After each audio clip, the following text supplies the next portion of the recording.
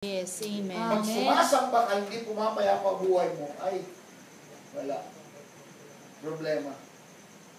Amen. Kaya sabi ko nga, ako sis, sa totoo lang, hindi naman masama umalis ako, hindi naman ako pinalo ng Diyos eh. Umalis din ako. Yan sila, umalis din yan. Yan si Mary, umalis din yan. Yung pinanggalingan, yung gano'n din eh. Ako, umalis din ako. Hindi naman sa awa ng Diyos, hindi naman ako pinalo ng Diyos eh. Yes, amen. Pinagpaalak patuloy ang simbahan. Yes, amen, amen. Kasi natakot siya, makapaluin daw siya. Hindi sis, hindi ka paluin. Nabibigatan ka na sa pagsamba mo, tuloy ka pa rin ng tuloy sa pagsamba. Yes. Ako, nabigatan ako, umalis ako eh. Yes, amen. Ba't ko hayaang mabigatan ako? May free will tayo eh. Yes, amen. Kung saan yung magiging maayos, doon tayo. Yes, amen. Kung sa kanya, ikaw, gusto mong maging maayos. Ngayon, naunawaan mo ba na sinasabi ko? O, pastor, naunawaan ko. O, saan ka pa? Saan ka pa? Amen. Lumipat ka na, umalis ka na rin. O, biruin mo. Kasi, minsan, mga kapatid, hindi siya nakakatupad doon sa outward na sinasabing holiness, outward holiness nila. Ay, hindi ginakamayan. Ano naman, rebelde ka na naman. Ginaganyan. Pero kung sincere na tao, ginaganyan. Nagrebelde ka na naman siya. Sabi ko, ganun ba yun? Kaya nga, alam mo, ang church binuo, hindi dapat magiging judgmental. Ang church dapat mapagmahal. Amen. Nagbukutan ng simbahan dahil ang mundo magulo. Pagdating sa simbahan, pagdating sa simbahan, pinagsasalitaan mo hindi maganda. Hindi tama yun. Hindi yan ang church. Yes, amen. Kaya nagpasya talaga siya sa linggo. Kasama na rin siya sa linggo. So, purihin ang Panginoon. Amen. Yun Praise yung isa, God. mga kapatid. Pagka ang paglilingkod natin sa Panginoon, mahalaga talaga mapayapa. Yes, amen. Kung walang peace, mga kapatid, wala. Hindi natin masabi, mga kapatid ko, na kumikilos ang buhay natin, mga kapatid. Kumikilos ang Diyos sa buhay natin. Kung hindi tayo nakakaranas ng kapayapaan. Kaya nga, ang church, ang dinadalaw ng Panginoon kasi alam niya ang church mapayapa. Amen. Amen? Yes, Totoo amen. yun. Ang church, pagka mapayapa, dinadalaw talaga ng Panginoon. Sa paano tayo dinadalaw? By worshiping. Nararanasan natin, mga kapatid ko, Yes, ang amen. biyaya ng Panginoon sa buhay natin. Amen? Amen. Hallelujah. Ano pa, mga kapatid? Long suffering. Patience, self-restraint in the face of provocation. Pagtitiis, okay lang. Kailangan mag-tiis. Sa panahon daw na makaharap mo ang mga tao, mga kapatid ko, na pinapurbo ka. Sa panahon na pinagwiwikaan ka. Nandun yung patience. Luke chapter 23, verse 34.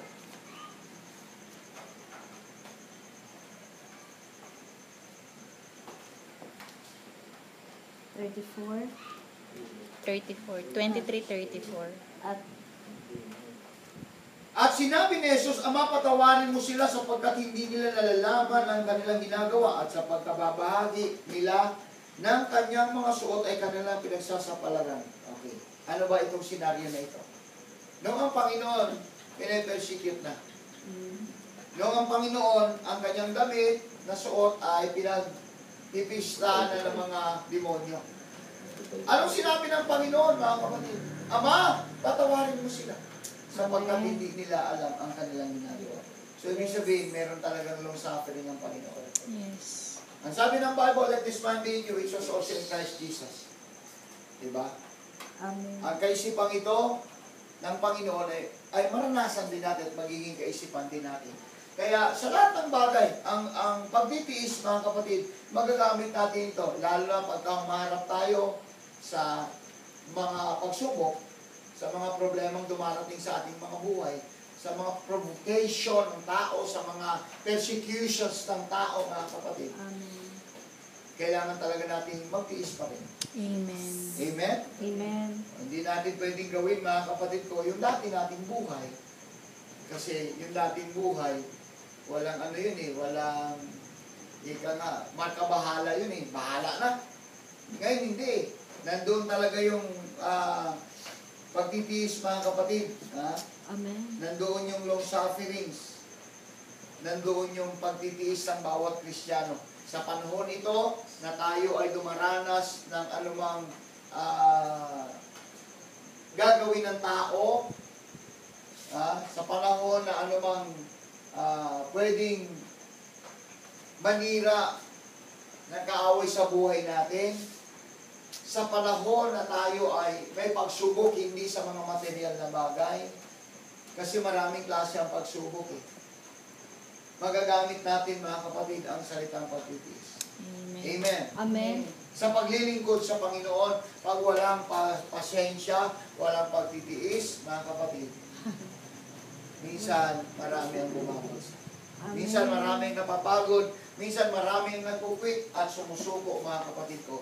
Bakit? Kasi hindi nila nararamdaman ang Espiritu ng Diyos. Amen. Yun yung isang bagay kapag ang isang mananampalataya hindi nakakadama ng kapangyarihan ng Espiritu ng Diyos.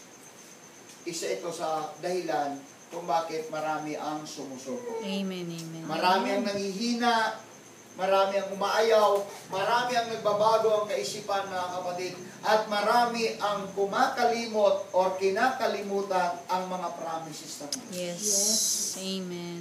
Diba? Amen. At pag walang pagtitiis, lalo na sa kahirapan, mga kapatid, sa totoo lang, maraming paraan na ginagawa. Yes. Kahit na iwanan, mga kapatid ko, Mm. ang paglilingkod sa Diyos, basta't masunod lang ang gusto. Yes, yes. Self-righteous. Yes. Yes. Amen. Kaya nga, lagi, tinuturuan tayo ng Diyos sa magtiis. Yes. Ha? Kasi minsan, dumarating talaga, mga kapatid, ang gulong ng palad ay nasa ilalim. Ha? Gulong ng palad, ang buhay ay minsan nasa ibabaw, minsan nasa ilalim. Gulo niya. Kaya nga, gulong eh. Umiikot yan. Amen. Ngayon, kung hindi ka matututo, mga kapatid ko, na pagtiisan ang panahong nasa ilalim ka, hindi ka na makakarating sa ibabaw. Yes. Diba?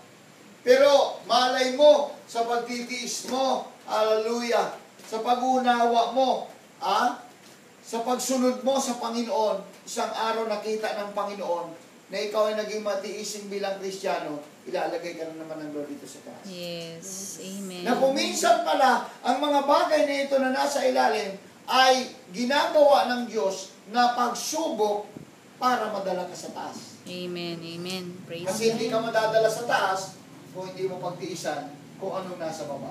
Amen. Yun yung magtutulak sa iyo. Amen. Amen? Amen. Eh kung sumuko ka na sa ilalim ka, suko, ayoko na, eh di ka na makaakyat. Yes. Sumuko na eh. Yes. Amen. Wala nang pag-asa eh. Sabi nga, sa isang kasabihan, ang isang tao na hindi kumakain ng 3 araw na bubuhay. Hmm. Pero ang isang tao na mawalan ng pag-asa, kahit 1 minuto, patay na. Eh Yes. wala namang pag-asa eh. Diba? Yes. Tama? Amen. So yun mga kapatid. Kaya, nandun lang talaga sa lahat ng bagay. Kaya tanong sa akin kanina, Pastor, kung sakali ba, ewan ko, bakit niya na itanong yun? Ha? Hindi ko alam kung bakit niya na itanong yun. Kung sakali bang dyan ako sa inyo, hindi ka ba aalis? Sabi ko, bakit ako aalis? Hindi mo ba kami iwanan? Tinanong niya yun.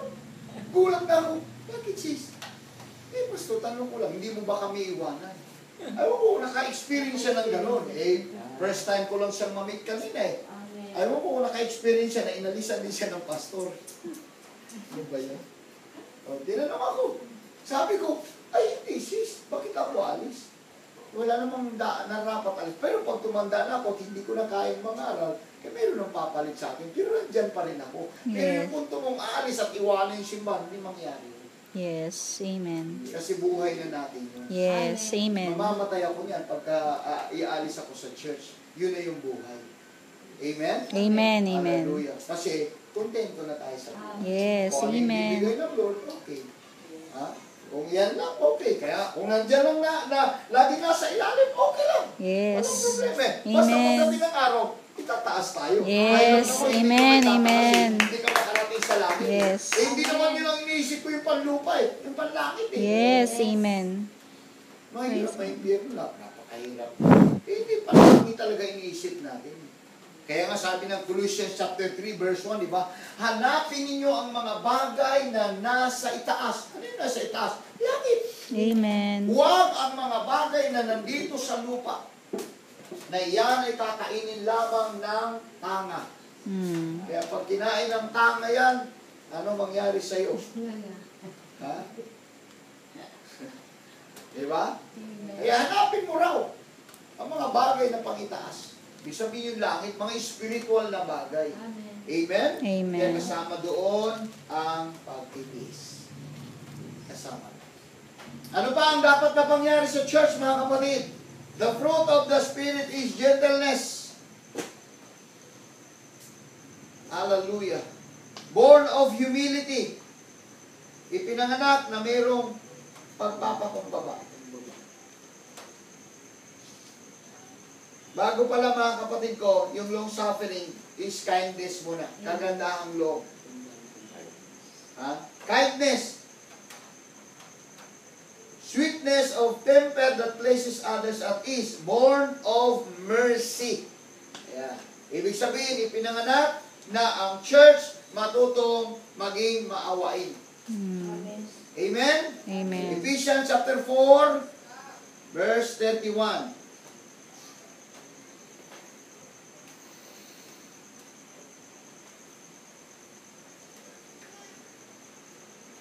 Ganito.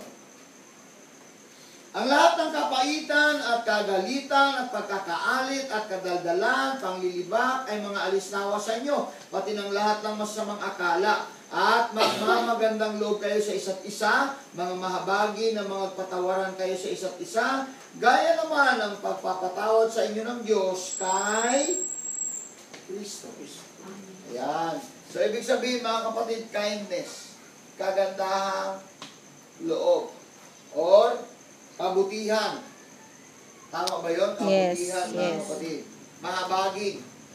Full of mercy. Yun naman talaga ang church, mga kapatid. Kaya sabi ko nga, ang church, tumitingin talaga, mga kapatid, meron talagang compassion. Lalo na pag pinag-usapan, mga kapatid ko, mga kaluluwa, Yes. meron talagang kahabagan na nararamdaman ng church, mga kapatid. Hindi man siguro natin masaturate ang buong Pilipinas, at least, mga kapatid ko, meron tayong maisasaturate. At Amen. matuto tayong mahabag at ipapadama natin sa kanila na mayroong Diyos na nagmamahal sa kanila. Amen. Kindness, mga kapatid. Kabutihan.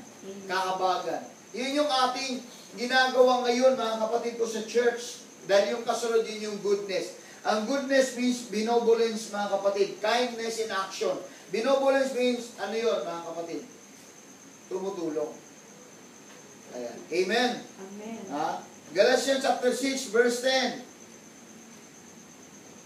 Kaya nga, samantalang tayo may pagkakataon, ay magsigawa tayo ng mabuti sa lahat at lalong-lalo na sa mga kasambahay sa pananampalataya.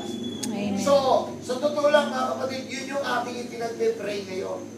Na sana dumating ang panahon, mga kapatid ko, na ang church ay meron talagang ginagawang action na rin, mga kapatid, or tulong. Lalo na, mga kapatid ko, sa mga kapatiran na talagang sabihin natin wala. Amen. Ngayon kasi, limitado pa lang tayo, konti lang talaga, mga kapatid.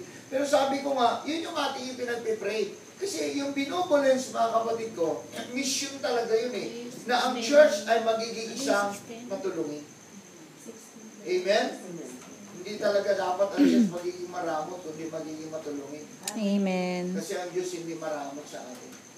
Tumutulong talaga, mga kapatid. Kaya sabi ko, hopefully, mga kapatid, this coming year, mga kapatid ko, mali natin magagawa na natin ito na sabi ko nga, lahat, aalagwa, lahat, mga kapatid ko, ng kapatiran ay makakaraos, makakaranas, mga kapatid, at nakukontento sa ating ginagalawang lugar, ang bansang Pilipinas, mga kapatid ko, hallelujah, na meron talagang church, mga kapatid, na benevolence church or tumutulong sa lalo na sa mga pangangailangan ng iglesia, mga kapatid. Yun talaga yung prayer natin. Alam ko, kulang pa tayo. Sabi ko nga, 2 taon pa lang naman. Noon nga, sana nangyari na yun. Dahil meron tayong feeding dapat nilulunsad. Meron tayong mga pamimigay sa dapat, mga kapatid, sa mga iba't ibang Kaya lang, hindi talaga napapangyari. So, hopefully, na ito ngayon ay mapapangyari, mga kapatid, Amen. sa iglesia ng ating Panginoon. Amen? Amen. Hallelujah. Kaya nga, sabi nga, kung may pagkakataon doon din tayo, para sa mga kasambahay ng pananampalataya. Ang tinutukoy ni Apostol Pablo dito, na may pagkakataong tumulong sa